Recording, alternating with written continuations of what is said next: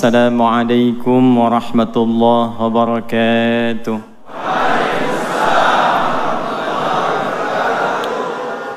Alhamdulillahi wa kafa, wassalatu wassalamu ala rasulillahil mustafa Nabiyyina wa sayyidina Muhammadinil wafa wa ala alihi wa sahbihi wa dhurriyyatihi wa ummatihi ila yaumil wafa wa ba'd.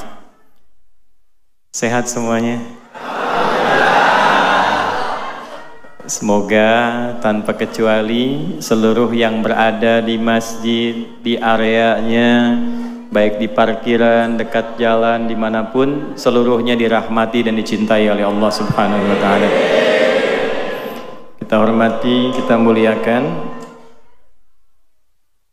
Ada Kiai Haji Muhammad Shaleh Jahim, ini tokoh kita, semoga beliau dijaga dan dimuliakan Allah Subhanahu wa Ta'ala.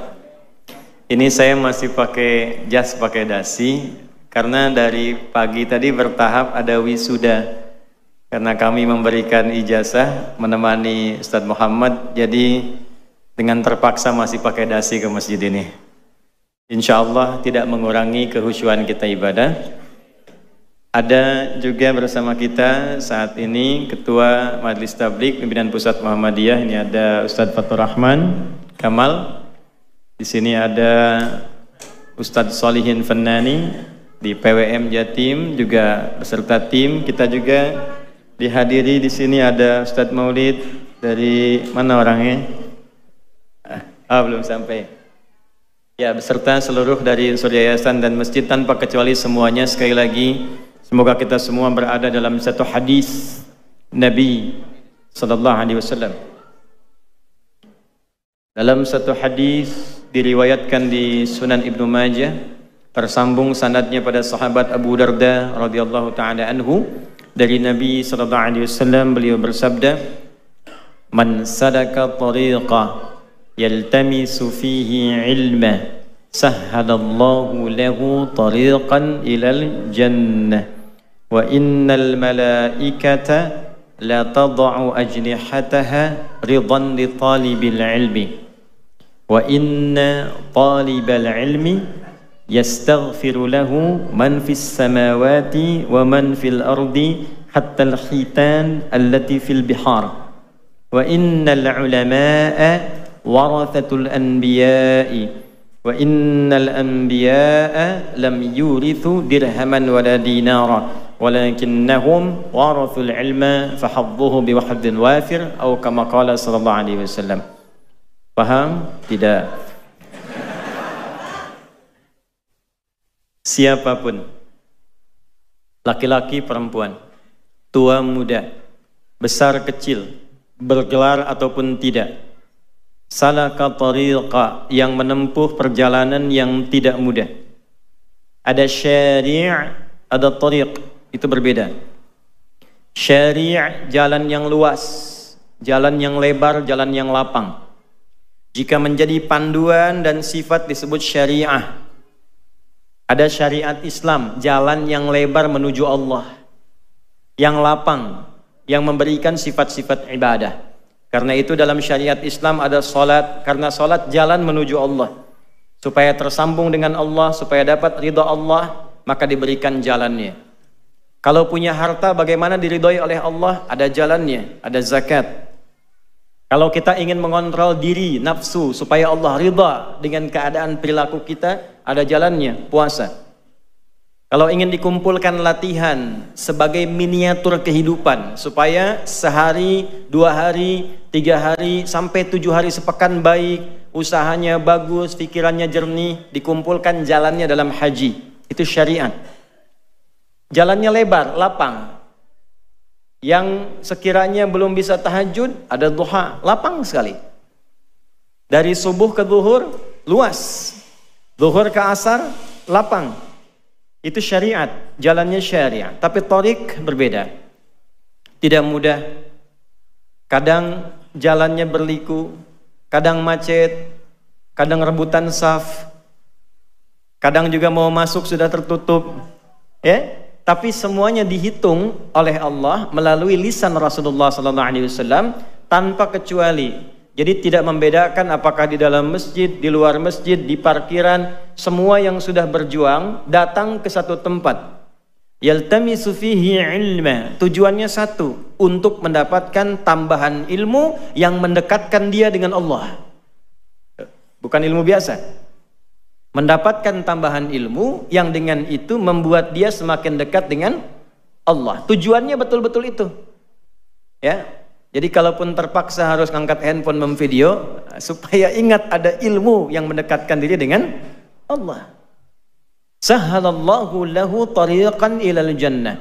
Maka setiap langkahnya, lelahnya, pilunya, hartanya, keringatnya, Allah perintahkan pada malaikat, hitung semua itu, lipat gandakan untuk meringankan langkah dia menuju surga saat hisab dilakukan. Jadi ini mahal, kegiatan seperti ini investasinya mahal. Karena ini proyek akhirat bukan dunia. Ya, proyek akhirat bukan dunia. Kenapa diberikan tawaran dunia, konser yang harus bayar, belum tentu dapat apa-apa, Anda mengeluarkan uang berdesak-desakan mencari dunia. Ketika Allah menawarkan kehidupan abadi dengan keindahannya di surga, melalui lisan terbaik, orang terbaik di muka bumi, yang pernah berkehidupan, maka disitulah kemudian hanya orang-orang yang merespon itu dan terpilih bisa mendapatkan kemuliaan dimaksud. Maka saya ucapkan selamat. Di antara sekian hamba Allah yang berkehidupan, kita yang digerakkan oleh Allah untuk berada di masjid ini. Maka di hadis lain, riwayat Al-Bukhari dari Muawiyah bin Abi Sufyan radhiyallahu taala anhum jami'an, qala Rasulullah sallallahu alaihi wasallam, man yuridillahu bihi khaira yufaqihuhu fid din. Siapapun yang diinginkan oleh Allah berubah menjadi orang baik, maka tanda pertamanya bukan diberikan dunia, bukan naik pangkat, tapi tanda pertamanya diberikan kecenderungan dalam hatinya untuk mau belajar agama supaya lebih dekat dengan Allah Subhanahu wa ta'ala. Tolong catat nih baik-baik. Wa innal malaikata, dan tanamkan pada hatimu yang paling dalam, jangan ragu. Sejak engkau berangkat, duduk, menunggu, belajar, sampai pulang, Allah perintahkan para malaikat khusus, la tada'u ajnihataha, untuk membentangkan sayapnya, ridhan li talibil ilmi, untuk memberikan ridha para malaikat kepada setiap penuntut ilmu. Ridhanya malaikat nanti punya 3 arti pokok.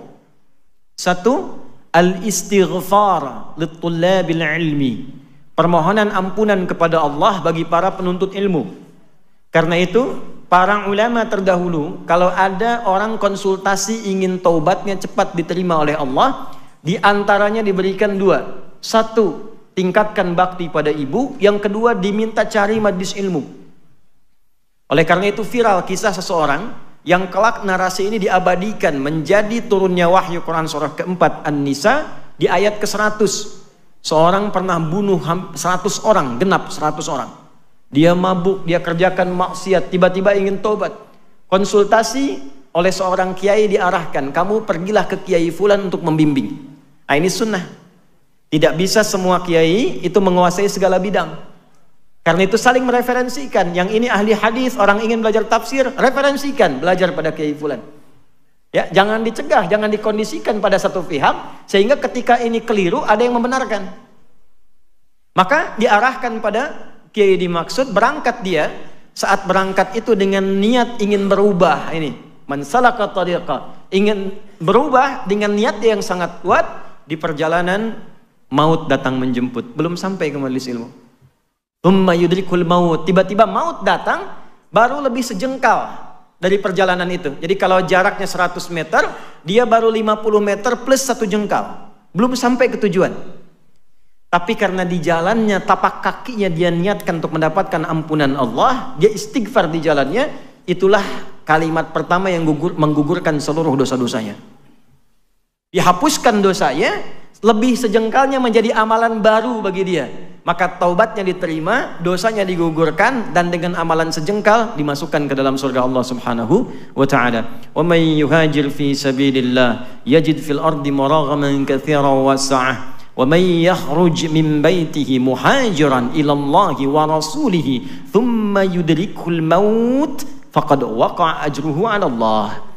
Siapapun yang mau merubah dirinya, datang ke pengajian, ingin merubah diri. bukan ingin update status, bukan ingin cari konten supaya nambah subscriber, tapi betul-betul ingin merubah diri supaya lebih dekat dengan Allah. Lalu dia berangkat. Kalau dari dia belajar berpengaruh sampai kembali dia berubah, maka Allah berikan perubahan pada dirinya. Tanda pertamanya, Allah berikan keadaan hati yang lebih tenang dari sebelumnya. Jadi kalau cari pengajian, buat yang merubah kita lebih dekat dengan Allah, hati semakin tenang, lebih enak ibadah. Kalaulah kemudian dia meninggal, dia keluar belum sampai ke tujuan, meninggal di tengah jalan, thumma yudrikul maut faqad waqa'a ajruhu 'ala Allah. Pakai fa harfu 'atfin rabitin baina syai'aini bila hudud. Huruf penyambung dua peristiwa tanpa jeda. Peristiwa pertama berangkat dari rumah mau ngaji, peristiwa kedua datang kematian, belum sampai meninggal. Digabungkan, saat meninggal itulah aku tuliskan, kata Allah, aku perintahkan malaikat tuliskan pahalanya, gugurkan dosanya. Nah, ini yang menjadikan orang tadi bernilai di hadapan Allah. Sekarang saya balik tanya nih, ada yang pernah bunuh orang nggak di sini? Mumpung ada polisi tadi itu di luar tuh. Tidak ada. Ada yang sering mabuk? Tidak ada. Ada yang zina? Tidak ada. Anda bisa bayangkan, orang yang pernah bunuh 100 orang, kriminal hidupnya, datang ke majelis ilmu, di tengah jalan meninggal, diampuni dosa, masuk surga. Anda belum pernah bunuh orang, tidak larut dalam kemaksiatan, sudah ditempatkan di tempat ini, Allah yang pilih Anda. Saya nggak kenal Anda pada umumnya. Siapa yang menggobrakkan Anda sampai di sini? Kalau Allah sudah berkenan Anda datang di sini, dan Anda belum mau berubah, dengan cara apa lagi diarahkan jadi orang baik? Itu hal pertama yang paling penting tanamkan pada diri kita. Syukuri ya akhi. Ikhwan, bersyukurlah. Alhamdulillah, siang panas, orang waktunya tidur, makan, istirahat. Anda kok mau ngaji gitu? Ada yang dari pagi di sini saya dengar. Ada yang dari subuh. Padahal saya masih di Sidoarjo dari subuh. Ya, siapa yang gerakan Anda mau ke sini? Kalau dengan semacam itu Allah sudah gerakan, belum terfikir Anda untuk berubah, maka dengan cara apa lagi difasilitasi? Karena itulah, mari kita mulai kajian kita dengan singkat dan padat. Bagaimana membekali diri supaya lebih bersemangat untuk menjadi pribadi yang lebih baik. Inilah materi yang coba kita uraikan jika ujian itu terjadi. Itu temanya ya? Nah, maka hadapilah. Ya, demikian materi yang bisa disampaikan. Terus dia ujian terjadi kok bikin status, nggak nyangka ya. Ini terjadi ya, hadapi, selesai materi. Salah sendiri yang bikin judul tuh. Apa itu ujian? Wa ma adraka ma ujian. Bagaimana menghadapinya? Seperti apa konstruksinya? Biasanya kalau kita paham dari awalnya, mudah mengatasinya. Bapak Ibu sekalian, kita mulai dengan Al-Quran surah kita pakai Quran ya, supaya lebih gampang. Surah kedua Al-Baqarah, di ayat 155 sampai 157. Wa qabla dhalika urid an u'arifa ilaikum jami'an, la akhsha an ansiya fi hadzal mawdu', wa ma'ana yahdhur alhamdulillah ikhwanuna min Filistin. Di siang hari ini kita diberikan berkah oleh Allah. Sebelum saya lupa, ada para pejuang saudara kita yang langsung datang ke sini dari Palestina. Ya. Ma'ana Sayyid al-Akh al-Fadil Ustadz Naji, Dr. Naji. Nah, ini beliau. Wa nu'tikum ba'din insyaallah kalimat. Nanti kita dengar dari beliau. Ini sosok luar biasa. Wa yalihi Dr. Bilal. Ini Dr. Bilal. Ini sudah menikah ya Bu ya, Dr. Bilal ini. Dan insya Allah bisa bahasa Indonesia karena juga kuliah di ITB. Ini yang Dr. Bilal. Kemudian yalihi Dr. Ali, Syekh Ali. Assalamualaikum warahmatullahi wabarakatuh. Nah, bisanya itu aja bahasa Indonesianya nanti. يتفضل بعدين إن شاء الله نعطيكم في اللحظات الأخيرة من المحاضرة يعطي الكلمة للإخوان. Nanti kita dengar 5 menit 10 menit terakhir sebelum kita berakhir tausiah dan berdoa dari para pejuang-pejuang ini, barangkali ingin menyapa kita semua apa yang ingin disampaikan. Baik, Bapak Ibu sekalian, kita mulai Quran surah kedua Al-Baqarah di ayat 155 sampai 157. A'udzu billahi minasyaitonir rajim. Bismillahirrahmanirrahim. وَلَنَبْلُوَنَّكُمْ بِالشَّيْءِ مِنَ الْخَوْفِ وَالْجُوعِ وَنَقْصٍ مِنَ الْأَمْوَالِ وَالْأَنفُسِ وَالثَّمَرَاتِ وَبَشِّرِ الصَّابِرِينَ الَّذِينَ إِذَا أَصَابَتْهُمْ مُصِيبَةٌ قَالُوا إِنَّا لِلَّهِ وَإِنَّا إِلَيْهِ راجعون أُولَئِكَ teruskan ayatnya أُولَئِكَ عَلَيْهِمْ صَلَوَاتٌ مِّن رَّبِّهِمْ وَرَحْمَةٌ وَأُولَئِكَ هُمُ الْمُهْتَدُونَ وَلَنَبْلُوَنَّكُمْ ada pakai lamnya taukid ditambah nun taukid tsaqilah di akhirnya. Jadi kalau orang pesantren insya Allah paham. Bicara mengartikannya, dan tanamkan pada hatimu yang paling dalam. Siapapun yang menjalani hidup di dunia ini pasti akan diuji. Saya ulang ya. Tanamkan pada hatimu yang paling dalam. Siapapun yang menjalani kehidupan di muka bumi ini pasti akan diuji. Dan kalimat pastinya setelah itu menggunakan dhamirnya nahnu kembali ke Allah. Jangan diartikan jama', bukan, karena Allah itu tunggal, ahad, lam yalid walam yulad. Tunggal, ahad, ada wahid, ada ahad, itu beda. Kalau wahid satu, ada yang kedua, wahid, isnin, talatah dan seterusnya. Kalau mau bentuk wahid jadi satu-satunya, sifatkan dengan sifat sebelumnya. Misal, Tuhan satu-satunya, sebutkan Tuhannya, tambahkan wahid. Wa ilahukum ilahu wahid, maka kalimat ilah menjadi tunggal. Tapi kalau dihilangkan, ganti ahad. Qul huwallahu ahad, satu-satunya. Maka kalau ada bentuknya na, itu artinya ta'zimun nafsi li ta'zimi sya'ni. Menghadirkan keagungan Allah untuk menunjukkan satu hal yang penting yang akan disampaikan. Jadi kalau ada yang istimewa, yang penting itu digunakan dhamirnya nahnu. Saya ambil contoh begini. Malam Al-Qadar itu istimewa tidak? Penting tidak? Turunnya Al-Quran begitu penting. Malamnya penting. Saking pentingnya, maka digunakan dhamirnya nahnu. Inna, Quran surah 97. Inna anzalnahu fi lailatul qadar. Inna panjang, inna pendek tambah na, asalnya begitu. Inna, na pendek, harfu nasbin wa taukidin tansibul isma wa tarfa'ul khabara mabniyun 'ala al-fathi la mahalla lahu min al-i'rabi. Paham? Tidak. Huruf yang berfungsi menguatkan, menajamkan, untuk memahamkan pada hati, tancapkan pada hatimu, jangan goyah. Yakinkan, aku tegaskan kata Allah, demi keagunganku kata Allah. Diturunkan Al-Quran itu di malam yang sangat istimewa. Jadi untuk menunjukkan keistimewaan turunnya Al-Quran, malamnya istimewa, Allah menghadirkan keagungan zatnya untuk menunjukkan itu penting. Saking pentingnya. Makanya malamnya menggunakan lailah.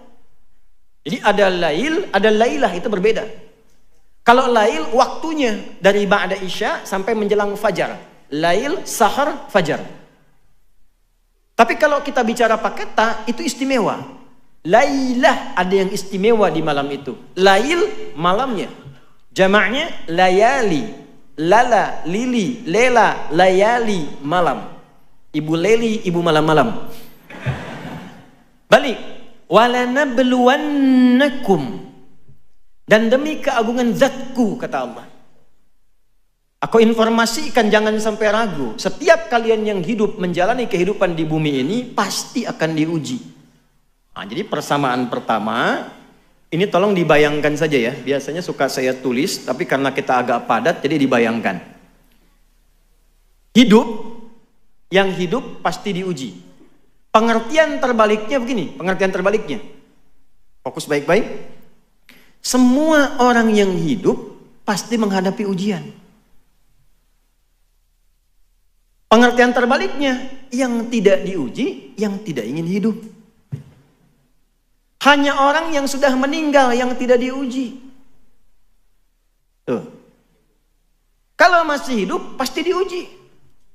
Jadi sepanjang kita merasa hidup, pasti ada ujian. Hanya dengan meninggal, ujian selesai. Saya tanya, siapa yang tidak ingin diuji? Ayo angkat tangan. Kan alhamdulillah, selesai masalah kita udah. Jadi sepanjang kita hidup, itu pasti ada ujian. Macam-macam. Minal khauf, ada yang gelisah, khawatir. Tadi kan gelisah, ustadznya benar jadi datang nggak ya? Gitu. Jam berapa kajiannya dimulai, kan? Ya, wal ju', mulai lapar. Ini ada snacknya nggak ya? Gitu. Wa naqsim minal amwal, harta mulai berkurang. Yang tadinya di atas, tiba-tiba Allah arahkan supaya ada penyesuaian. Ada yang kena PHK, ada yang pindah kerja. Wal anfus, yang sakit, ada yang meninggal. Wat thamarat. Itu koreksi sedikit di terjemahan. Di terjemahan diartikan buah-buahan.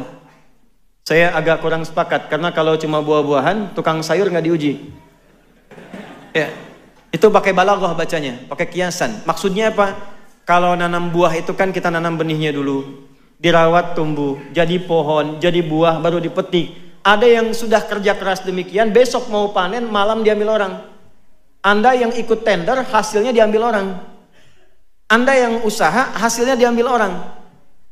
Itu semua bisa terjadi ya akhi. Yang kita hadapi. Wabasyiris sabirin. Nah ini yang hebat. Ini yang mau saya katakan, ini solusinya. Muhammad, berikan kabar gembira kepada orang yang sabar saat menjalani ujian itu. Ini jawaban pertama, temanya, jika ujian itu datang, jawab oleh Quran, bersabarlah. Belum selesai ini, pemahamannya begini. Kalau Nabi berikan berita gembira pada kita, kitanya gembira nggak? Saya ulang ya. Kalau Nabi ngasih kabar gembira ke kita, kitanya gembira nggak? Yakin?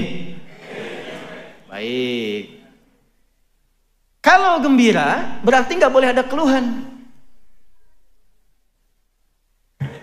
Nggak ada orang dikasih kabar gembira mengeluh. Bapak naik pangkat. Ya, kok kenapa mesti saya? Bapak dapat uang 1 miliar. Aduh, kenapa harus sekarang? Nggak ada orang dikasih kabar gembira mengeluh. Nggak ada meratap, nggak ada marah-marah. Kan gembira. Masa gembira marah? Jadi ada orang hebat, dapat ujian malah gembira.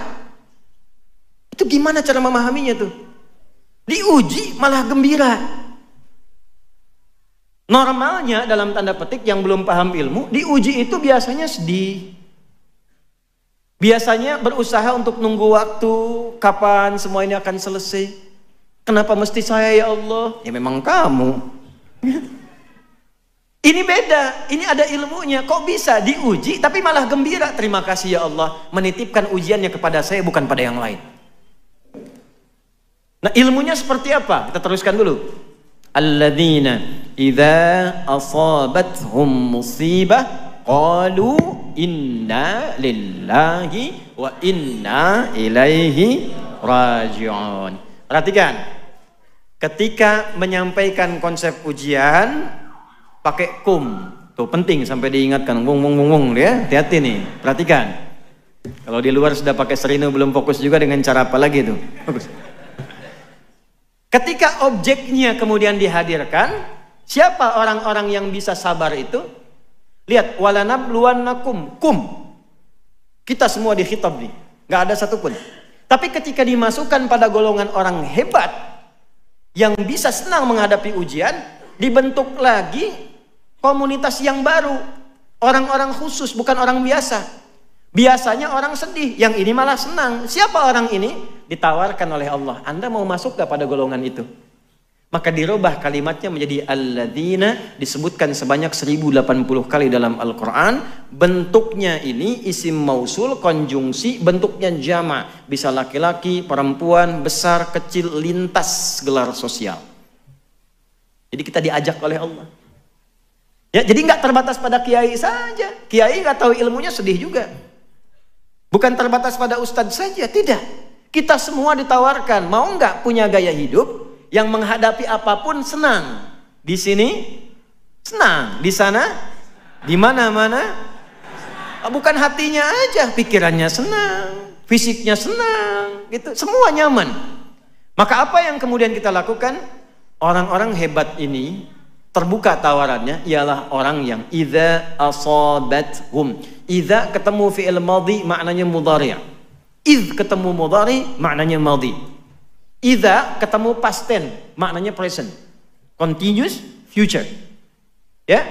Idza asabathum, apabila mereka menghadapi ujian yang sedang ada di hadapannya. Diuji, qalu, mereka meyakinkan pada hatinya, berkata. Jadi boleh katakan pada hati kita. Keluarkan kalimatnya. Kita punya ayatnya, katakan pada hati kita. Pertama, nanti saya detilkan. Inna lillahi wa inna ilaihi raji'un. Perhatikan ya. Idza asabathum musibah. Tadi satu sudah saya urai, kalau hidup pasti diuji, maka bersabarlah. Yang kedua, ujian itu ternyata semua yang kita alami itu sifatnya ujian. Jadi Anda jangan batasi yang kita alami jadi ujian itu yang kita pandang jelek saja. Tidak. Tidak. Semua ini ujian. Ini saya ketemu Anda, ini ujian saya nih. Ini semua yang kita alami ujian. Musibah itu dari kata asaba yusibu, yang kita alami, yang menimpa kita. Setiap yang kita alami itu musibah, bentuknya dua. Ada musibah suka, caranya syukur. Ada musibah duka, caranya sabar. Contoh musibah syukur di Quran di surat apa? 27. Surat apa itu? An-Naml. Ayat berapa? Ayat 40. Di lisan siapa? Nabi Sulaiman. Liyabluwani aashkur am akfur. Jadi begitu ditampakkan istana Bilqis di hadapannya, ya, oleh satu orang yang diberikan ilmu oleh Allah kepadanya, muncul Nabi Sulaiman itu ingat, saya punya kemampuan dengan izin Allah menaklukkan awan. Kemampuan bicara dengan hewan. Kemampuan mengendalikan jin dan sebagainya. Lalu ditampakkan pembuktiannya. Apa kalimat pertamanya? Ini ujian bagi saya. Apakah semua nikmat yang menyenangkan ini saya syukuri atau tidak? Jadi jangan Anda kira, maaf, ujian itu pada sesuatu yang duka saja. Ada yang meninggal, ujian. Sakit, ujian. Sehat pun diuji. Ya akhi, yang meninggal, maut datang padanya. Yang hidup, kehidupan hayat masih ada. Nurul hayat. Maut dan hayat itu ujian buat kita. Kalimatnya nabluwakum. Quran surat berapa? 67. Ayat berapa? Ayat kedua. Huwallazi khalaqal mauta wal hayat liyabluwakum ayyukum ahsanu amala. Ini semuanya ujian. Naik jabatan ujian. Makanya orang dulu Pak Sobi, itu kalau jadi rektor, jadi pejabat, jadi apapun, itu kalimat pertamanya, Umar bin Abdul Aziz dilantik, kalimat pertamanya, inna lillahi wa inna ilaihi. Ada yang kuliah di sini mahasiswa? Kalau dapat IPK 4, apa kalimat yang diucapkan? Nah, itu benar, alhamdulillah. Ya, tapi setelah itu jadi ujian, ujiannya ujian amalan, makanya dapat ijazah. Ajaza yujizu ijazatan, diberikan izin kebolehan mengamalkan ilmunya. Jadi ijazah itu bukan koleksian sertifikat disimpan, bukan. Karena dicek, ada talaki depan gurunya, dicek, betul bagus, silahkan ngajar, kasih ijazah. Nah, ketika mengajar, ujian. Ini semuanya diuji.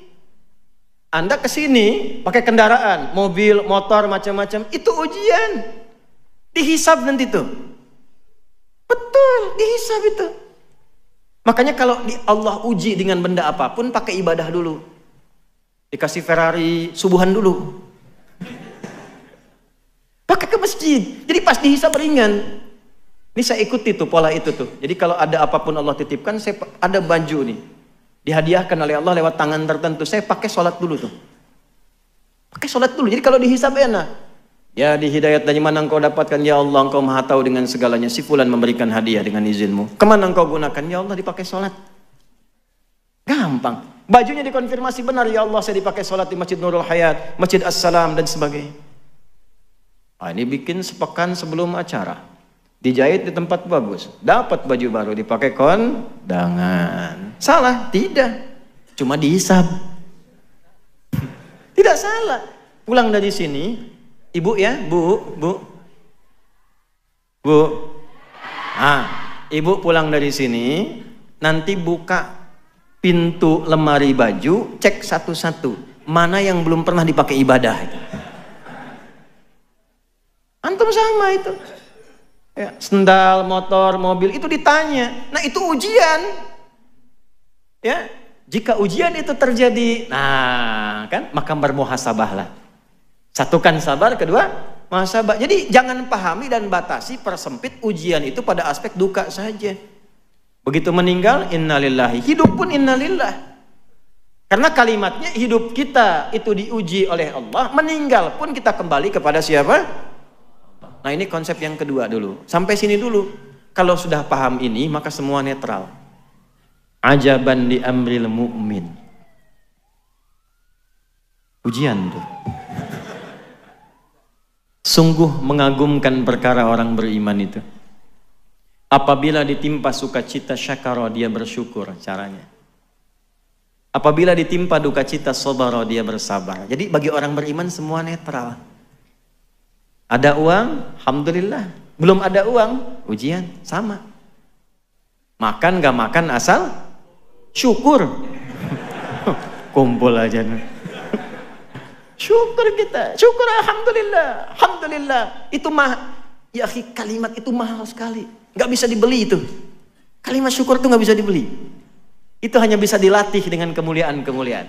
Nah sekarang, mari kita pelajari teknisnya bagaimana melahirkan sikap seperti itu.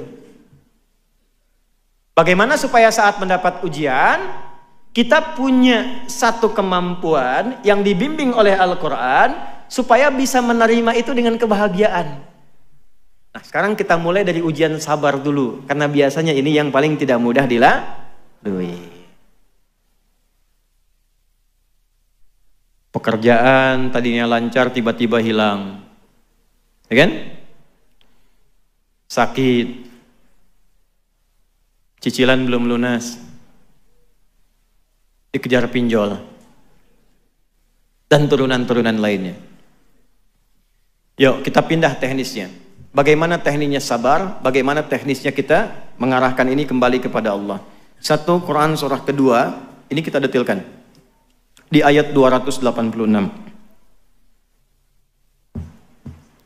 La yukallifullahu nafsan illa usaha. Baik, tahan dulu. Ini saya mumpung ingat saya ijazahkan ya. Ada dua surah di dalam Al-Quran yang kalau kita rutin menjadikannya zikir, doa kita cepat dijawab oleh Allah. Ya. Satu surah Al-Fatihah, yang kedua 3 ayat terakhir di surah Al-Baqarah. Lillahi ma fis samawati wa ma fil ardh, sampai la yukallifullahu nafsan illa usaha. Nah, ini dua surah ini. Al-Fatihah, kemudian 3 ayat terakhir di surah Al-Baqarah. Ini hadisnya sahih di Sahih Muslim. Nanti ada surah-surah lain. Nanti lain waktu kalau masih panjang waktunya, di kesempatan lain kita khusus membahas misalnya surah keutamaan surah tertentu dalam Al-Quran. Saya kembalikan dulu. La yukallifullahu nafsan illa wus'aha. Tidak mungkin Allah itu menguji seorang hamba di luar batas kemampuannya. Tanamkan itu dulu. Tidak mungkin Allah menguji seorang hamba di luar batas kemampuannya. Kita sederhanakan bahasanya. Tidak mungkin Allah menguji kalau Anda tidak mampu. Jadi kita hidup pasti diuji. Nah, ujian yang Allah berikan kepada kita itu diberikan ketika kita dipandang mampu. Kalau nggak mampu nggak akan diuji. Jadi kalau Anda sekarang punya masalah, ibu seberat apapun, itu artinya ibu dinilai mampu, Adi Hidayat tidak mampu. Karena itu ujian yang Anda alami tidak diberikan kepada saya, kepada Anda, karena Anda dinilai mampu. Kalau nggak mampu nggak akan dikasih. Itu harus yakin. Makanya kita baca Quran pertama pakai iman. Kalau nggak pakai iman susah. Quran itu perlu pakai iman. Dibuka dengan kalimat iman. Untuk menguatkan iman. Jadi yakinkan dulu pada diri kita. Setelah yakin tanamkan. Motivasi diri kita. Tidak mungkin saya diuji kalau saya nggak mampu. Itu. Bikin status kalau dalam bahasa kita, pasti bisa, pasti bisa, pasti bisa. Allah pilih saya karena saya mampu. Nggak mungkin diuji kalau nggak mampu. Tanamkan dulu itu. Nah ini bagian pertamanya.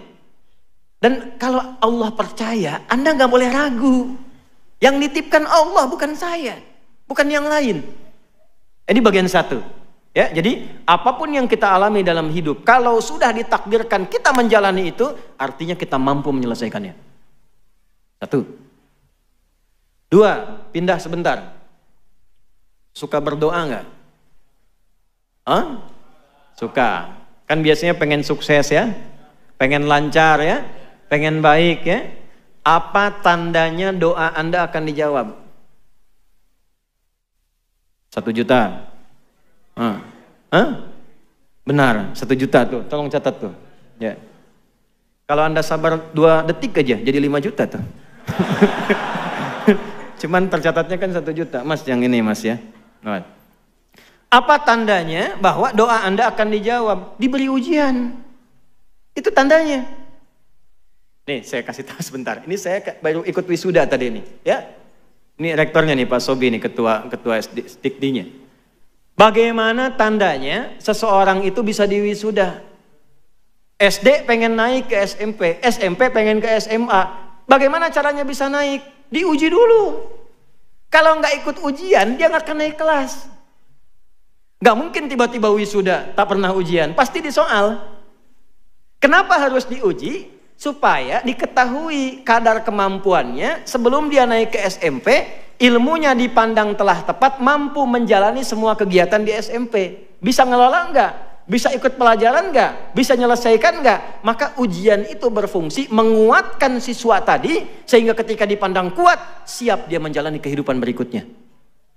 Kita berdoa, tanda doa dikabulkan itu dikasih ujian dulu. Jadi jembatan menuju jawaban doa itulah ujian. Kenapa mesti diuji? Untuk mengetes pada diri kita, serius nggak pengen itu? Nanti kalau sudah dapat bisa ngelola nggak? Kalau dikasih nggak bisa ngelola, jadi musibah. Allah punya sifat Rahman, tidak ingin menetipkan satu hal pada seorang hamba yang menjadikan dia tersiksa dan punya dosa dengan itu. Karena itu ujian datang untuk mengoptimalkan dulu kemampuan kita, sehingga ketika itu diberi, telah siap kita menggunakannya. Itu asalnya. Jadi ketika Anda mengalami ujian, itu hasil doa Anda. Anda sendiri yang minta. Itu produk doa. Ya Allah, saya ingin begini, begini, begini. Datang ujian. Kenapa mesti saya ya Allah? Kan kamu tadi yang minta. Jadi pahami, ujian itu sebagai jembatan menuju jawaban doa kita. Begitu kita minta ada masalah, segera bersyukur. Alhamdulillah, tandanya doa akan segera dijawab.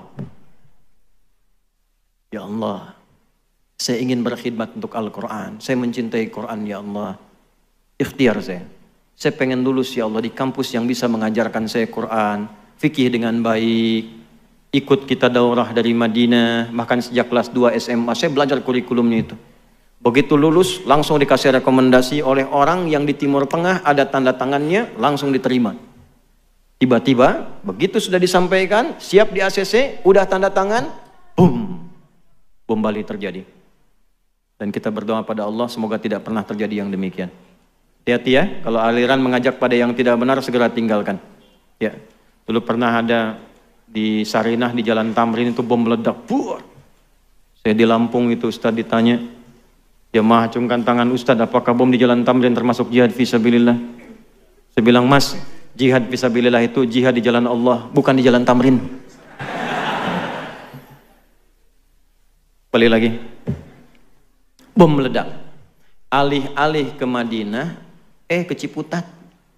Madinah Ciputat. Coba lihat bagaimana Allah menyiapkan sesuai jawaban doa. Apakah kecewa? Tidak. Gelisah? Tidak. Kita nikmati aja, terima kasih ya Allah. Diantarkan ke Ciputat. Ternyata ada kurikulum baru, cabang dari Al-Azhar kurikulumnya, namanya Dirasat Islamiyah wal Arabiyah. Di situ yang ngajarnya yang Arabnya, yang muftinya, konstruksi hukumnya. Sebelum berangkat saya disiapkan dulu. Tiba-tiba setelah 2 tahun semester 5, saya ngambil semester pendek. Tinggal 1 bagian lagi selesai saya. Ditelepon. Ustaz Adi, ini ada kuota ke Libya 2 orang. Tolong carikan. Siap, saya cari. Begitu saya carikan, ketemu 1. Saya bilang, Ustadz, dulu namanya Ustadz Iyad Mulyana. Ustadz cuma ada 1. Kenapa enggak Ananda yang temani saja ke sana? Sudah, saya berangkat. Niat mematuhi guru. Berangkat saya. Matuhi kiai, kita berangkat. Bismillah. Nyampe ke sana, oh ini yang saya cari. Di kampus itulah ternyata alhamdulillah yang kuliah hanya tulabul ilmi, duat saja, calon ulama saja. Belajarnya terukur di absen, bolos 3 kali langsung pulang. Kalau nyontek ketahuan pasti 100% rekornya. Langsung 2 jam diberikan persiapan untuk pulang, kemas-kemas barang, dikawal oleh bagian imigrasi ke bandara, dikasih catatan di dekat pasportnya, orang ini nyontek nggak boleh kembali. Harap-harap ke Madinah, berangkatnya ke Tripoli. Ternyata mazhab pertama di Madinah itu kan Maliki. Imam Malik itu imam Darul Hijrah, lahir di Madinah, tumbuh di Madinah, wafat di Madinah. Mazhabnya Maliki, Darul Hijrah. Saya diantarkan ke tempat pertama mazhab Maliki itu berada. Sekarang menyebarnya di mana? Afrika Utara, di Tripoli, Libya, mazhabnya Maliki. Maka berangkat ke sana, ngaji tafsir, kemudian ke Kairo, ke Syekh Tantawi, Jauhari. Belajar tafsir, ngambil tafsir Al-Wasit, belajar di Bu'oth. Dapat hadiah kitab tafsir Al-Wasit, dapat mazhab Syafi'i. Belajar dengan Syekh Wahbah Zuhaili, lalu ngambil Maliki, ngambil Syafi'i. Ternyata dari situ diberangkatkan juga ke Saudi. Akhirnya kita ke Ummul Qura, kita kunjungi Madinah, dapat Hambali. Pulang-pulang ketemu teman-teman dari Asia Selatan, India, Pakistan, ya kan? IPB, India, Pakistan, Bangladesh, ya. Ternyata itu apa? Hanafi. Jadi kita berharap satu mazhab, Allah antarkan 4 mazhab. Karena kebutuhan rakyatmu, kebutuhan masyarakat umatmu di Indonesia bukan 1-2 mazhab, 4 mazhab. Disitulah kita belajar, oh ternyata alumni kita itu luar biasa. Ada yang ke Madinah, ada yang ke Libya, ada yang ke Maroko, ada yang ke Tunis. Pulang-pulang menyebar. Yang dari Madinah pulang ke Surabaya, baca bismillahnya karena Hambali disirkan, keluar. Bismillahirrahmanirrahim. Alhamdulillahi Rabbil Alamin. Yang pulang kemudian dari Mesir, baca bismillahnya dijaharkan. Bismillahirrahmanirrahim. Alhamdulillahi Rabbil Alamin. Yang pulang dari Libya, dari Tunis, yang dari Asia Selatan, itu Maliki dan Hanafi, bismillahnya tidak dibaca, langsung hamdalah. Alhamdulillahi Rabbil Alamin. Setelah dicek, Allahu Akbar. Ternyata cara baca bismillah dipelajari 4 mazhab, ada 4 cara. Kurang lebih ada yang menghitung 70 hadis, caranya ada 4. Bisa dibaca keras jahar, bisa disirkan silent, bisa tidak dibaca sama sekali, bisa dibaca rakaat pertama bismillah jahar, selanjutnya nggak dibaca. Seperti Imam Madinah yang kemarin bacakan di Istiqlal. 4 cara. Kalau tidak belajar itu masalah. Saya jadi petugas haji 2010 di Masjidil Haram. Orang pertama yang menerima jemaah Indonesia, imamnya Syekh Syudes pada waktu itu sholatnya Isya. Istawu, istaqimu, Allahu Akbar. Alhamdulillahi Rabbil Alamin. Komen jemaah samping saya, iki imamnya Muhammadiyah ya. Saya nggak jadi takbir. Muhammadiyah cabang Masjidil Haram.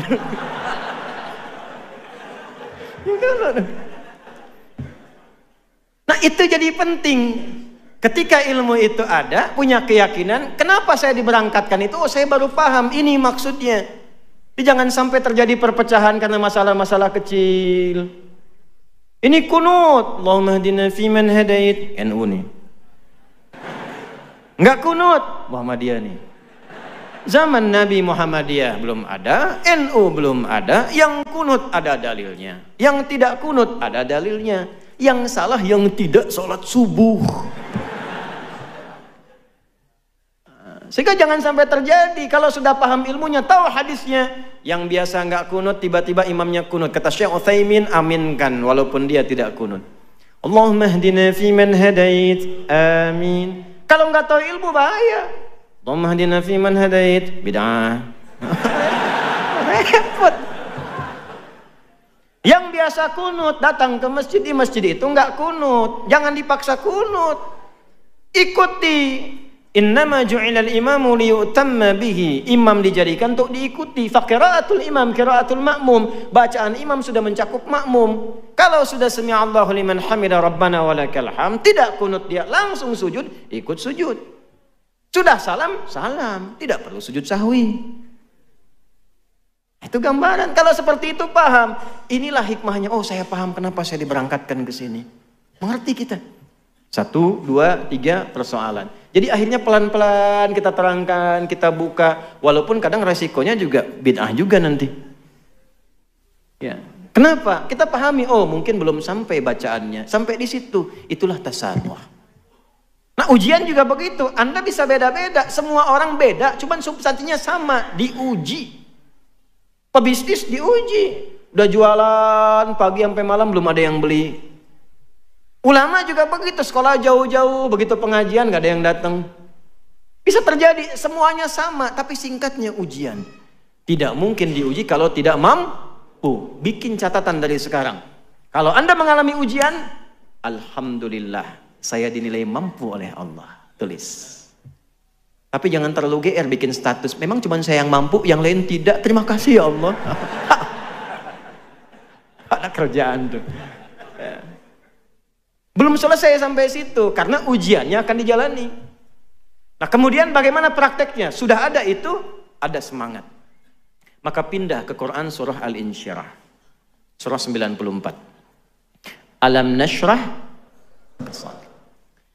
wa wada'na alladhi anqadha dhahrak wa rafa'na fa inna ma'al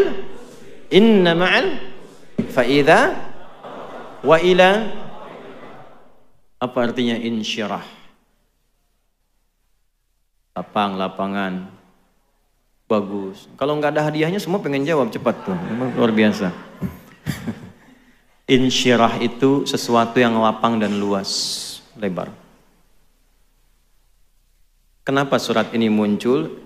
Al-ibratu bi umumil lafdhi la bi khususis sababi. Tidak khusus saja kisah tentang asbabun nuzulnya, tapi pesan besarnya keumuman lafadznya untuk kita. Perhatikan baik-baik, ini poin pentingnya. Bapak Ibu sekalian, ketika kita diuji, kunci paling besar perannya ada di sini, di hati. Ini yang mengendalikan. Fisik kita hanya mengeksekusi. Kalau hatinya bagus, semua ujian itu ringan. Tapi kalau hatinya jelek dan sempit, sekecil apapun ujian terasa besar. Maka ayat ini ingin memberikan satu panduan kepada kita, lapangkan hatimu di setiap saat, sehingga masalah apapun yang dihadapi jadi kecil. Anak muda datang kepada seorang kiai konsultasi. Saya sampaikan kisah ini pada presiden di masa lalu ketika sedang gundah.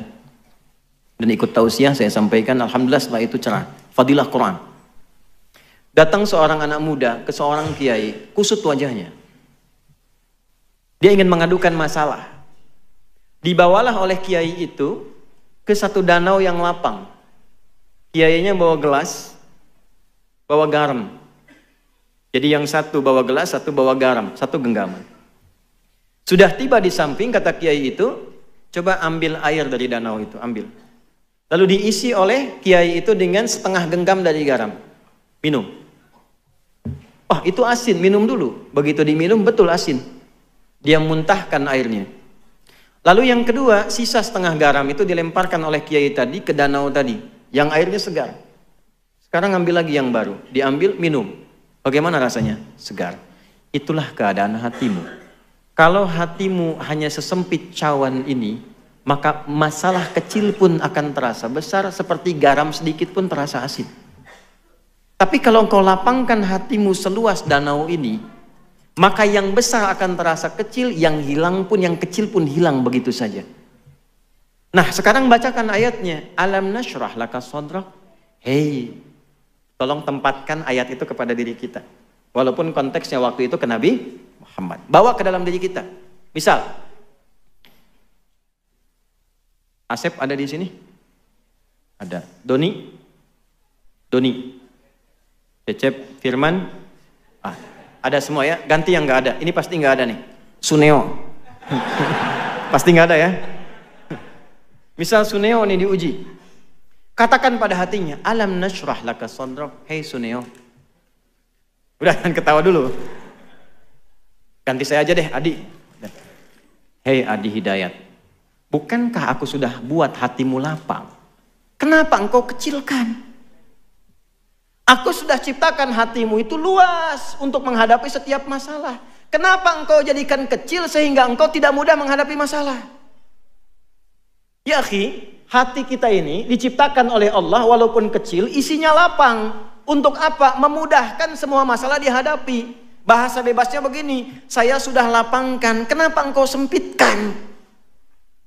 Sehingga masalah yang bisa engkau alami dengan mudah itu menjadi berat. Bukan karena berat masalahnya, tapi karena sempit hatinya. Alladzi kalau dhahrak, itu yang membuat kita itu berat dari ujung kepala sampai ujung kaki. Kepikiran, dikasih ayam gak mau. Kenapa gak dimakan? Ayam belum digoreng. Jalan gelap gitu. Padahal harta masih ada. Cuman karena satu masalah. Alam nashrah laka sadrak wa wada'na anka wizrak. Dulu itu engkau punya banyak masalah, aku selesaikan. Ini Anda berapa tahun? 20 tahun, 30 tahun, 40 tahun. Bukankah sepanjang hidup kita sudah mengalami banyak masalah? Kalau dikumpulkan, kalau mau tahu setiap punya masalah, catat satu-satu supaya Anda tahu berapa masalah yang sudah Anda hadapi selama hidup. Ini sampai sekarang ratusan ribu, jutaan masalah sudah kita hadapi. Allah sudah lapangkan hati kita, diselesaikan. Kenapa yang ribuan masalah yang lalu kita selesai nyaman, dengan satu masalah kita merasa berat? Aku sudah lapangkan hatimu sehingga ribuan masalah di masa lalu bisa selesai. Kenapa dengan satu masalah yang sekarang engkau begitu berat? Barangkali engkau sempitkan hatimu itu. Secara psikologi kalau sekarang punya masalah, lihat masa lalu. Yang dulu aja selesai, masa yang sekarang nggak selesai. Nah itu maksudnya. Katakan. Wa wada'na anka wizrak alladhi anqadha dhahrak wa rafa'na. Dulu kamu sukses, nggak inget ya? Dulu kamu hebat. Ketika hatimu lapang, kamu sukses. Kenapa engkau harus tidak belajar dari peristiwa dulu? Apakah sukses tiba-tiba begitu saja sukses? Kan ada tahapannya. Yang ini pun aku akan antarkan kepada yang lebih tinggi lagi ketika engkau lapangkan keadaan hatimu. Tanya balik dong, belum selesai. Caranya gimana ya Allah supaya lapang? Inna ma'al usri, fa inna ma'al usri. Nah, rumus nahunya pakai. Inna, yakinkan pada hatimu yang paling dalam. Katakan. Di balik segala kesulitan pasti ada Tuh, lihat sini. Saya bahas dua bagian. Ini masih ada waktu nggak? Alhamdulillah. Nah, insya Allah. Sampai jam berapa? Sepakat ya? Oke, siap. Saya jam 2 kurang seperempat mau ke bandara. Anda sampai Isya. Yang belah sini nih Pak, tadi mau sampai Isya. Nih lihat sini. Perhatikan ayatnya. Inna ma'al usri. Nah, usri itu apa? Bukan sekedar sulit. Sulit itu ada dua kata di bahasa Arab. Ada sa'bun, ada usrun. Sa'bun, usrun. Hadza amru sa'b. Sa'bun itu kesulitan yang relatif. Kata si A sulit, yang lain mudah. Tuh. Bahasa Inggris sulit tidak? Sulit kata seseorang, kata orang Inggris gampang. It's very easy to speak English because I'm England, ya kan? Gampang. Hey John, have you been? Betul, bahasa Surabaya bagi orang Inggris susah, bagi orang sini gampang betul itu. Ya. Bahasa Arab itu gampang sekali. Saya tinggal di Arab, paling mudah bahasa Arab. Saking gampangnya, anak-anak kecil tuh bisa dari kecil bahasa Arab. Jangan Anda katakan karena dia tinggal di Arab, karena unta sudah ribuan tahun di Arab, gak bisa bahasa Arab. Beo Surabaya, bawa ke Arab, ajarin kaifa haluk dalam sehari. Kaifa haluk. Beo. Halo? Itu sa'bun, relatif. Tapi yang usrun, semua menganggap sulit. Siapapun menganggap sulit. Bawa mobil mudah atau sulit? Sulit bawa mobil. mengendarai mobil relatif, bawa mobil sulit. Ya, coba praktekin di luar tuh. Bawa mobil. Hamdus sayyarah amrun thaqil ya akhi. Susah itu, amrun usrun. Amma qiyadatus sayyarah hada rubbama sa'bun wa masahil. Alaysa kadhalik? Bala, idzan nahnu nuwasil bil lughah al-arabiyyah idzan ma'al demikian. Sebaliknya, perhatikan baik-baik. Mudah itu bahasa Arabnya ada dua. Ada yusrun, ada sahlun. Sahlun itu relatif. Kata si A mudah, yang lain belum tentu. Tapi kalau yusrun, itu semua mengatakan mudah. Tuh, lihat lawannya. Usrun ketemu yusrun. Bukan cuma hurufnya ditukar, ain jadi ya, bukan. Itu pun dalam ilmu lughah, fikih lughah, itu hebat itu. Ain kan huruf sulit. Ya, wasatul halaq di sini sama dengan ha. Ada Arab. Ya, sini tuh. Ya. Itu nggak mudah. Ya itu mudah. Ya. Dari yang paling sulit ke mudah. Nih, cara memahaminya bagaimana? Sesulit apapun masalahmu yang orang lain mengatakan mustahil ini selesai, Allah berikan solusi yang paling mudah sampai mereka mengatakan, oh bisa ya, mudah banget. Kapan itu terjadi? Ketika Anda menancapkan keyakinan pada diri Anda. Jangan goyah, yakin tanpa ragu. Dari mana taunya? Inna tadi pakai harfu nasbin wa taukidin tansibul isma wa tarfa'ul khabara mabniun 'alal fathi la mahalla lahu minal i'rab. Pakainya pakai ilmu balaghah. Nasab, tancapkan. Nasabar rajulu asahu fil ardi. Menancapkan tongkat dengan kuat tanpa ragu. Tancapkan pada hatimu, jangan ragu. Katakan. Makanya boleh Bu, diungkapkan dengan lisan. Jangan pendam di hati. Ungkapkan dengan lisan. Bagaimana kalimatnya? Pasti selesai. Kalau terjemah begitu, di balik kesulitan ada kemudahan. Kepanjangan. Pasti selesai. Ada solusinya. Tulis. Katakan pasti bisa, pasti bisa, pasti bisa. Kalau yang pertama tadi, tidak mungkin saya diuji kalau saya nggak mampu. Mampu. Yang kedua, pasti ada solusinya, pasti bisa. Itu yang punya ayatnya kita, yang pakai orang Jepang. Saya ngajar di Jepang dan belajar bahasa Jepang. Saya belajar bahasa Jepang. Watashi wa Indonesia no adi desu.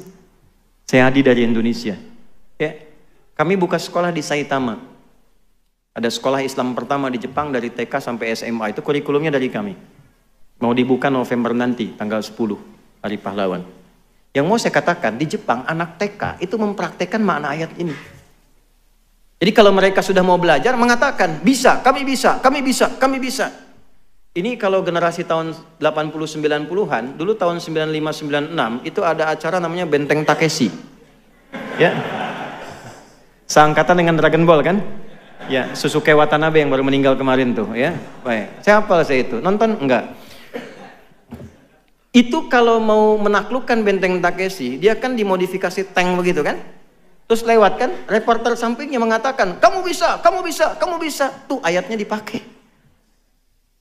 Di Korea, anak-anak TK Korea itu sebelum masuk kelas, karena Jepang bilang bisa, mereka mengatakan lebih dari Jepang, lebih dari Jepang, lebih dari Jepang. Itu betul dari sejak TK. Lebih dari Jepang, lebih dari Jepang. Makanya Jepang bikin Honda, Korea bikin Hyundai. Betul, Hyundai itu pengucapannya, Hyundai tulisannya. Ya. Korea, Jepang masuk Piala Dunia, Korea juga nyusul. Itu produk kayak Sinteyong dan sebagainya itu, yang kemarin kalah 2-1 lawan Cina. Sebentar lagi kita ketemu Jepang itu. Hafal saya, hafal. 1-1 dengan Australia, 1-1 dengan Saudi, 2 sama dan 96+3. Ya, waktu di Bahrain, hafal saya itu. Ya.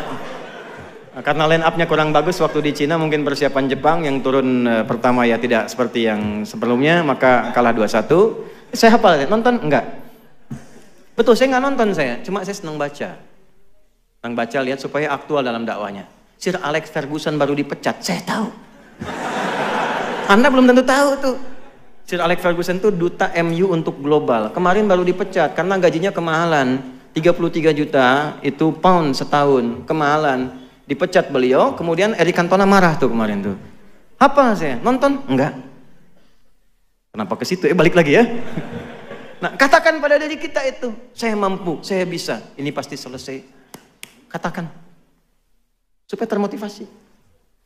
Nah, nanti setelah itu, jangan sampai di situ aja. Pasti bisa, pasti bisa. Tapi nggak ada ikhtiarnya, ya tetap nggak akan selesai.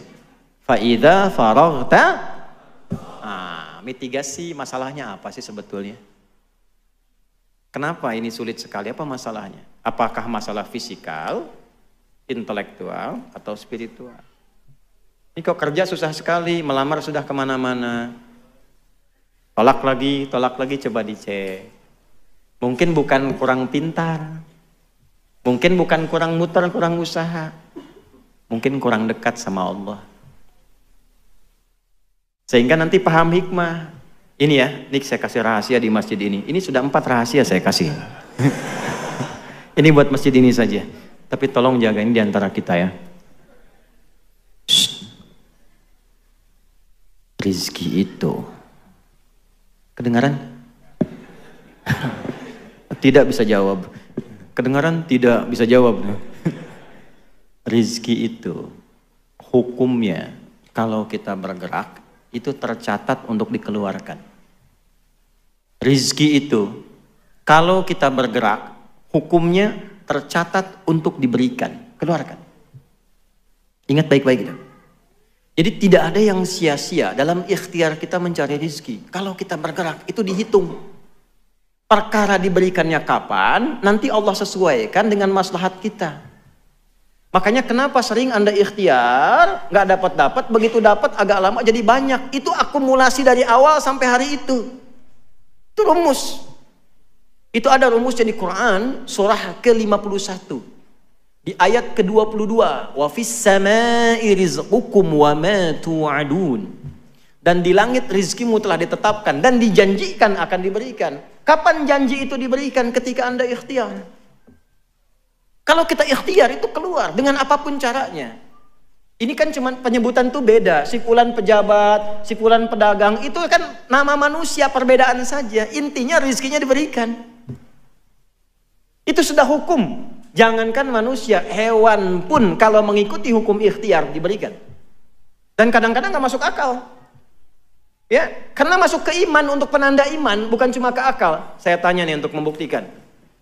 Bu, ibu tahu cicak? Tahu. Makanannya apa? Nyamuk. Pak, nyamuk bisa terbang nggak? Cicak? Bagaimana cicak beraktivitasnya? Merayap. Di mana?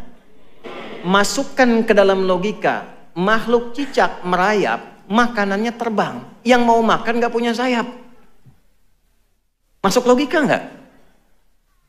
Kalau Allah titipkan ilmu, akal, sedikit aja pada nyamuk, itu cicak jadi mainan. Cicak, kayak tangkap. Hikmah Allah nggak ngasih akal ke hewan.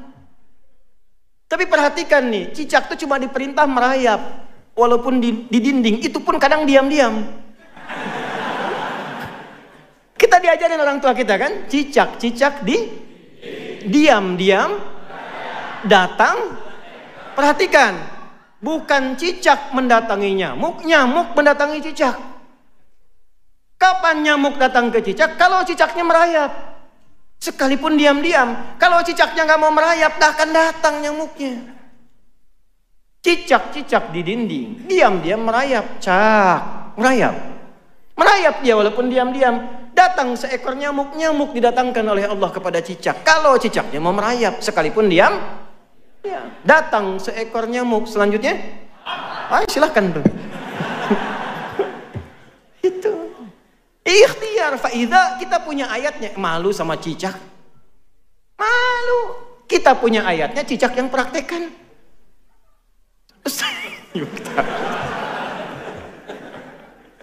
Ibu.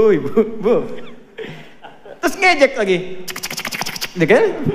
Nah, makan nyamuk tuh. Kita punya ayatnya, yang ngaji kita masa yang praktekkan cicak? Ya. Nih, tahu cacing nggak? Cacing tahu? Kalau cacing disimpan di atas wajan, terus bawahnya dipanasin tuh, wajannya, kartelnya dipanasin, cacingnya gimana? Menggeliat, gerak kan? Gerak. Pertanyaan saya kenapa? Salah. Bukan panas, karena cacing nggak bisa ngeluh. Aduh panas, aduh sakit, nggak bisa.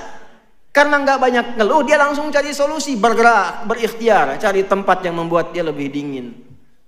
Hewan tahu, kita manusia lebih mulia daripada hewan. Walaqad karramna bani Adam, wa hamalnahum fil barri wal bahr, wa razaqnahum minat thayyibat, wa faddalnahum ala katsirin mimman khalaqna tafdila. Quran surah 17 ayat ke-70. Nah, ikhtiar. Kalau nggak ikhtiar susah, Pak. Ada 2 orang di Mesir, mahasiswa pintar, dua-duanya ahli Quran. Cuma beda pandangan. Yang satu punya prinsip, dia hafal tadi Ad-Dariyat tadi, pokoknya kalau rizki Allah pasti kasih, nggak nyari pun diberi. Teman yang kedua bilang, kamu harus ikhtiar, tetap dicari. Untuk membuktikan itu sepakat, yang pertama yang beranggapan rizki akan diberi walaupun tanpa ikhtiar, maka dia berusaha sembunyi di ruang DKM masjid, di bawah meja ada kolong. Datanglah donatur muhsinin. Tuh, Ustadz Maulid tuh, ternyata muhsinin ada sanadnya tuh. Biasa bagi makanan. Begitu dibagi yang lain dapat, ini nggak dapat karena sembunyi. Kan nggak boleh ikhtiar. Lapar 1 hari. Hari kedua dibagi, ini nggak dapat. Begitu hari ketiga, makanan banyak diberikan, sisanya agak banyak, ini sudah nggak bisa tahan lapar. Hal min akhar, kata muhsinin tadi, ada yang lain nggak? Kata DKM-nya karena nggak tahu, la yujad ahad, khalas intah, nggak ada yang lainnya lagi. Ini karena nggak tahan lapar, akhirnya dia kasih kode. Kan? Baik. Maka ketika dengar itu kaget, dibuka ada orang sembunyi sudah kelaparan, dikasihlah kemudian 3 bungkus. Jatah hari pertama, kedua, ketiga, bayangkan. Poinnya bukan itu. Ketika itu diberikan, datanglah kawan yang kedua itu untuk membuktikan. Kan saya bilang apa dari hari pertama? Rizki itu mesti dicari walaupun dengan kode kan? Ini nggak ada teh manis anget misalnya. Enggak, ini contoh aja. Mesti ada. Kalau nggak ada begitu, nggak ikhtiar, nggak akan bisa terjadi. Contoh.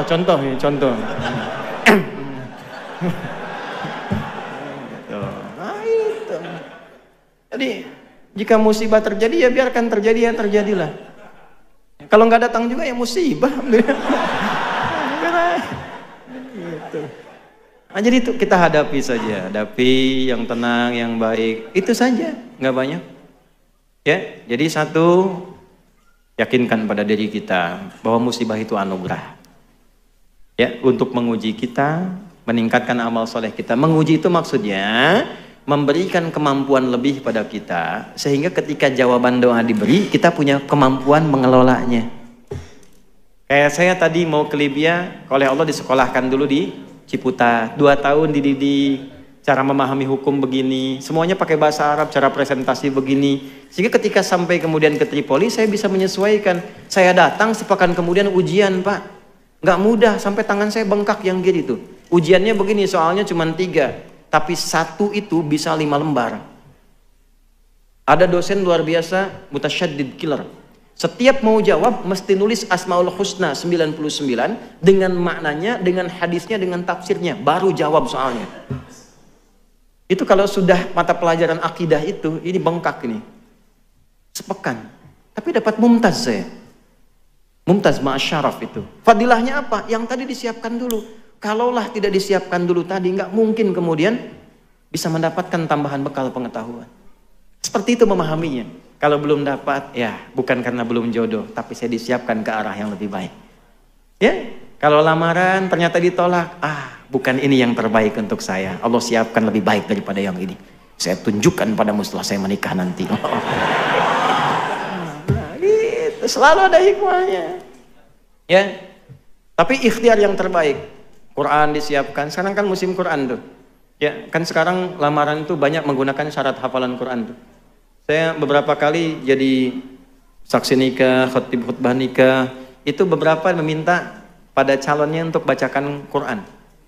Bukan syarat, tapi hanya pelengkap, cuma menjadi satu pelengkap utama untuk bolehnya nikah oleh perempuannya itu. Tapi boleh juga Pak, nanti kalau ada punya anak perempuan yang muda-muda yang belum nikah datang, kasih. Ya, hafalannya berapa juz? Si nama siapa? Torik Pak. Nah, baca surat At-Torik. Gitu. Gitu kan? Ada yang kedua, nama siapa? Nah, Anas Pak. Ya, baca surat An-Nas. Nah, ada gitu. Yang keenak yang ketiga tuh, nama siapa? Waduh, nama Yusuf tuh. Ayat panjang. Yusuf Pak, cuma panggilan sehari-hari kulhu.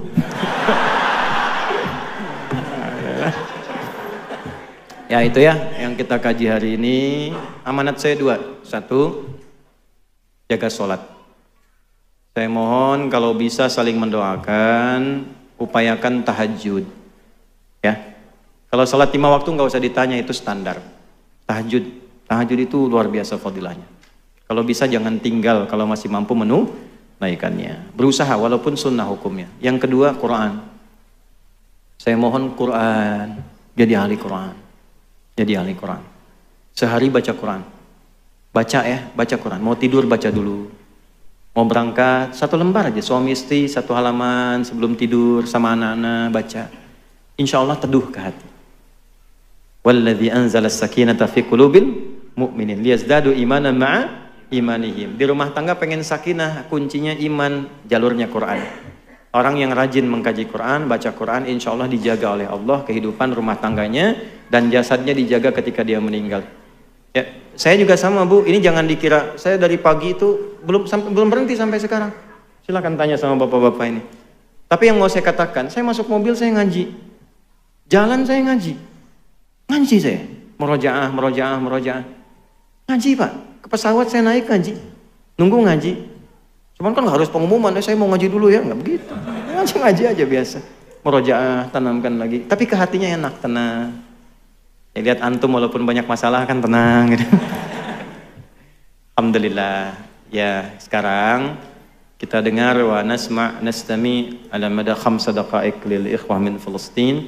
Kita dengar sekitar 5 menit ya dari teman-teman dari Palestina untuk bisa menyapa kita dan memberikan kabar-kabar baik untuk kita semuanya sebagai motivasi. Al-5 daqaiq dan nani sa'adza mubasyaratan ilal matar. Saya mau pergi ke bandara setelah ini, jadi nanti mohon diberikan akses. Wa tafaddal li Syekh Dr. Naji al-waqt wal makan lahu fa ana akunu mutarjiman biiznillah. Saya menerjemahkan ya. Allah ibarik fik. Allah ibarik fik. Tafadhal. أعوذ بالله السميع العليم من الشيطان الرجيم بسم الله الرحمن الرحيم ربنا لا تزغ قلوبنا بعد إذ هديتنا وهب لنا من لدنك رحمة إنك أنت الوهاب ربنا إنك جامع الناس ليوم لا ريب فيه ووفيت كل نفس بما كسبت لا ظلم اليوم أحييكم بتحية الإسلام العظيم تحية أهل الجنة فالسلام عليكم ورحمة الله وبركاته. Salam. Ya, setelah beliau menyapa kita semua, membacakan Quran surah Ali Imran khususnya ayat ke-8 sampai dengan ke-9 untuk memantapkan hatinya dan memohon kepada Allah kebenaran janjinya dan menyampaikan kepada kita tentang apa yang terjadi selama ini dengan ayat Quran supaya kita bersiap juga menjelang kematian. الإخوة والأخوات الحضور الكرام عام على طوفان الأقصى ولا زال طوفان الأقصى مستمرا. Bapak dan Ibu sekalian, apa yang kita lihat sekarang terjadi di Palestina dari Tufan Al-Aqsa, jangan digambarkan bahwa itu perjuangan selesai, tapi perjuangan akan terus berlangsung. طوفان الأقصى يناديكم جميعا يا بني اركب معنا. Perjuangan di Palestina memanggil kita semua, bukan sekedar bagi penduduk Palestina, wahai seluruhnya, naik bersama perahu bersama kita menuju ridha Allah Subhanahu wa taala. غزة اليوم بإذن الله أعدت أنفسهم إخوانكم في غزة أعدوا أنفسهم لمعركة طويلة. غزة بإذن الله لن ترفع الراية البيضاء والنصر بإذن الله تعالى سيكون حليف هذه الأمة. نحن لا نخشى على غزة بل نخشى على أنفسنا. Perjuangan yang dimulai di Gaza sampai detik ini, sampai kapanpun tidak pernah kita akan mengibarkan bendera putih. Kami tidak akan menyerah. Kami yang di Gaza berjuang, Anda pun yang di luar berjuang. Sungguh kami tidak khawatir dengan keadaan kami di Gaza yang sampai saat ini berjuang. Yang kami khawatirkan Anda saat ini yang tidak berada di Gaza. من كان يتوقع أن هذه البقعة الصغيرة غزة أن تصمد أمام الأحزاب الذي تآكلت الأكلة إلى قصعتها فقد اجتمع الغرب بخيله وخيلائه لقتل هذا المشروع الإسلامي الحضاري في غزة. Siapa yang bisa membayangkan sebuah daerah kecil, kemudian juga daerah ini diembargo dari berbagai sisi dengan kekuatan yang besar, seperti halnya kekuatan-kekuatan serangga-serangga besar memperebutkan kue-kue yang kecil dan semua bersatu untuk menghancurkannya. Siapa yang bisa membayangkan suasana itu?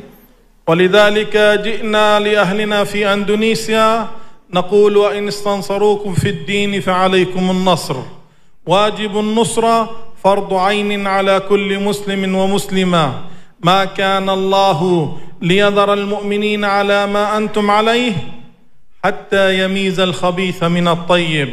Untuk itulah kami datang ke Indonesia untuk menyampaikan pada Anda, si kecil ini tetap teguh berjuang sampai detik ini. Dan perjuangan yang kami niatkan bukan sekedar berjuang untuk berperang, bukan, tapi untuk mempertahankan nilai-nilai agama yang kita anut. Dan perjuangan agama ini bukan hanya untuk ahli Gaza, tapi untuk kita semua dimanapun semua berada. Karena dengan itulah kemudian kita diuji untuk menghadap kepada Allah Subhanahu wa Ta'ala, untuk membedakan siapa yang bersih, yang tulus, dan siapa yang memang tidak tulus dalam berjuang untuk agamanya. Allahu Akbar.